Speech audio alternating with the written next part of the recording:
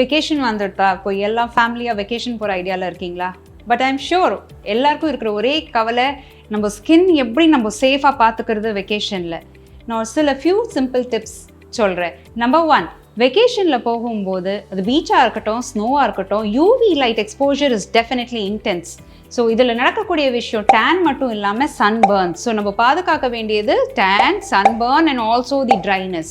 So இதுக்கு நீங்கள் சிம்பிளாக பார்க்க போகணுன்னா வெறும் ஜென்டில் கிளென்சர்ஸை யூஸ் பண்ணுங்கள். 2வது சன்ஸ்க்ரீன் வெயிலில் போகிறதுக்கு முன்னாடி போடுங்க.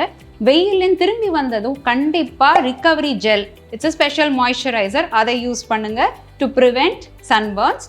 thirdly, மைல்டு டீடான் ஏஜென்ட்ஸ், அதில் எக்ஸ்ஃபோலியேட்டிங் ஏஜென்ட்ஸும் ரொம்ப ஹார்ஷ் இன்க்ரீடியன்ட்ஸ் அதை யூஸ் பண்ணாதீங்க. மைல்டு டீடான் ஏஜென்ட்ஸ் மட்டும் நைட்டில் யூஸ் பண்ணுங்கள்.